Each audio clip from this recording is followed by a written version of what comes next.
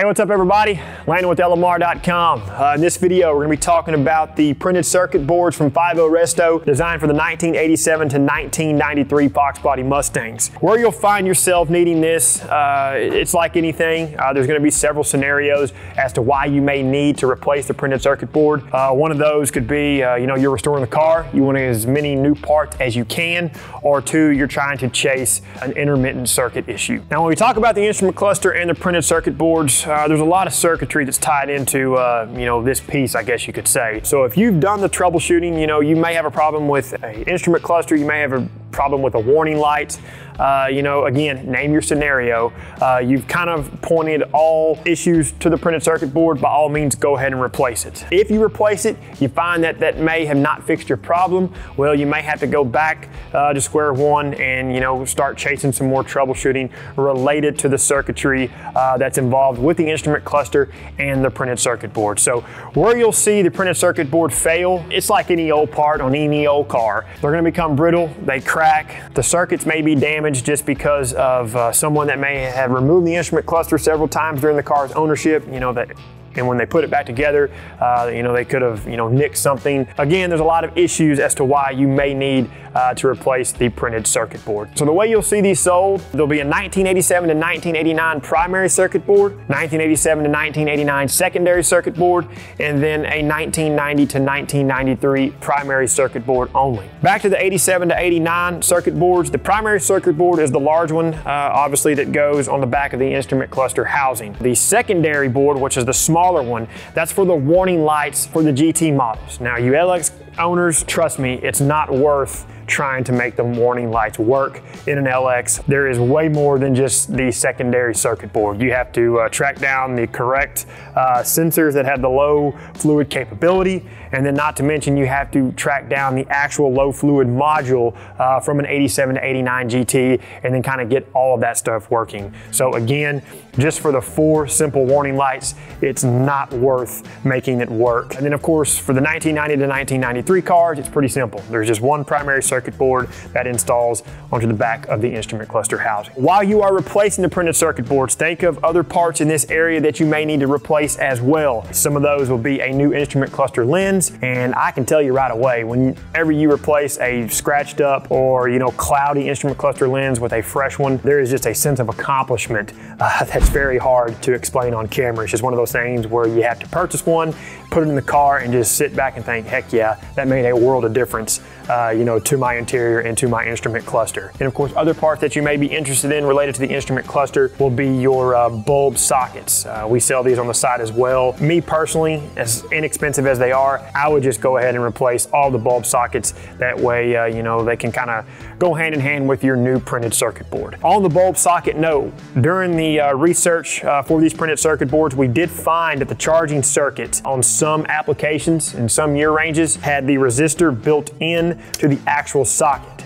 If that's the case, in our testing, we found that there was no issues with the alternator charging if you reinstalled that socket and basically ran a double resistor. But just for simplicity purposes, we recommend that you pretty much retire or shelve that socket with the built-in resistor and just install a new socket without the resistor, again, just for simplicity purposes. If you need the help on removing your instrument cluster, we have a video on that, and I will link that down in the video description below, so feel free to check that one out. Now, I'd also like to point out that in the removal video, I forgot to talk about the 2 screws at the top of the instrument cluster near the windshield, so don't forget those when you start to take the stuff apart. As far as tools and things like that, again, we'll leave a list down in the description. There's really not any torque specs related with the printed circuit boards. You're just gonna be dealing with these small screws that retain the instrument cluster lens to the instrument cluster housing, and of course, the bezel to the housing as well. All of these just need to be snug. It's very important that you do not over tighten these screws because you're dealing with old plastics, and this stuff can easily crack. We are going to be working on the 88 GT. Yes, I know it has an LX front bumper. Trust me, it's a GT. So the steps you're going to see shown in the video will be 100% correct for an 87 to 89 GT. If you have a 90 to 93 car, I'm telling you, the steps are almost identical. But if you see a placement of maybe a different bulb socket or something like that, of course, that's just the obvious of the changes throughout the different year ranges. So let's go ahead, we'll jump over to the car here, and we'll get rolling on the installation. So with the instrument cluster on a workbench, Remove the screws securing the lens to the cluster with the T15 Torx driver.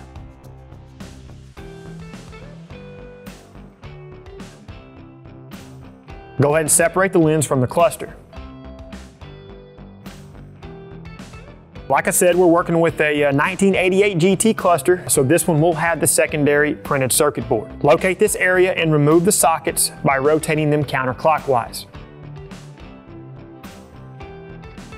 Lift up on the board to remove it from the hold-down pegs.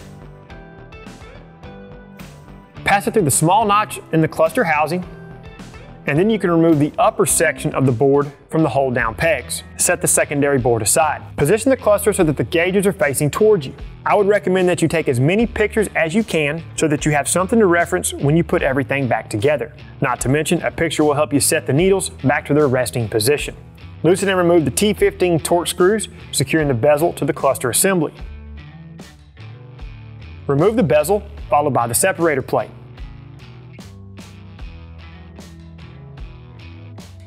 On the back side of the cluster, loosen and remove the 9mm nuts and carefully dislodge the fuel anti-slosh module. There was a little design change for the fuel anti-slosh module between the year ranges. So if you have an 87 to 89 car, you'll need to remove the hold down screw. And for 90 to 93 cars, you'll release the locking tab and then pull it out of the slot. Flip the cluster back around so the gauges are facing towards you. In order to remove the 4 individual sections of the instrumentation, start with the right-hand side first. This section includes the oil pressure and fuel gauges. Gently lift up on the instrumentation section to remove it from the cluster housing. Next, remove the speedometer section. Now you want to remove the far left section. This includes the voltage and coolant gauges. The last section to be removed is the tachometer and the center portion that contains a few warning lights. From within the cluster housing, depress the metal clips with a pair of needle nose pliers and push them through the housing. Do this for the other clips as well. With the housing face down, rotate all the bulb sockets counterclockwise to remove them. Go ahead and remove the existing circuit board.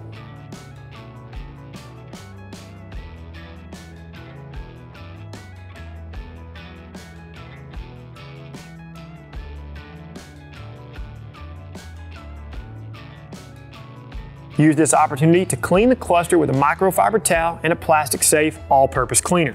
Before handling the new circuit board, put on some nitrile gloves. Position the new circuit board onto the housing in the correct orientation. Press the board over the locating pegs. Before transferring the existing bulb sockets, check the terminals and clean them with a point file if it's needed. 600 grit sandpaper will also work. You can also install new sockets and bulbs at this time to go with the new circuit board. Reinstall all the sockets into the correct locations on the cluster and rotate clockwise to lock them into place. Transfer the metal contact clips to their corresponding locations. If needed, clean the contact areas on these clips with your point file or a piece of 600 grit sandpaper.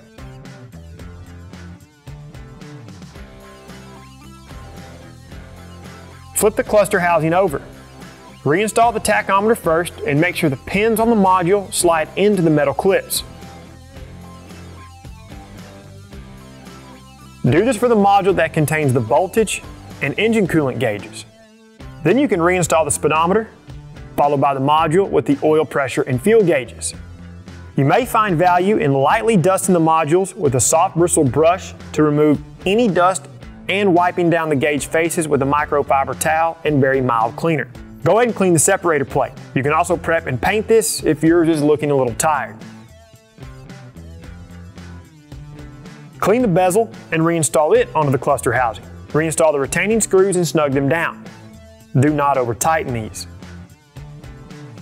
Flip the cluster over and reinstall the 2 nuts. These only need to be finger tight. Reinstall the anti-slosh module and the retaining screw. If you're working with an 87 to 89 GT, go ahead and install the secondary circuit board into place. Just like you did for the cluster bulbs, either clean and reinstall the existing sockets or install new ones. Reference the picture that you took and carefully reposition the needles. Install the instrument cluster lens and snug down the retaining screws. It's also important that you don't over tighten these as the cluster lens can easily crack. The last thing you want to make note of is the bulb socket that may have the built-in resistor. We recommend that you just replace this socket with one that doesn't have the resistor, since the new circuit boards had the resistor pre-installed. After that, you can reinstall the instrument cluster and the related components back into the car, and then you're good to go. All right, folks, so that's going to wrap things up on the printed circuit boards. As always, I hope you find a ton of value in what we do. And then if you do, please like the video, subscribe to our channel, and turn on notifications. That way you don't miss any of our future uploads. And then till we see you in the next video, y'all know what to do. For all things Fox Body Mustang, keep it right here at the Real Enthusiast, LMR.com.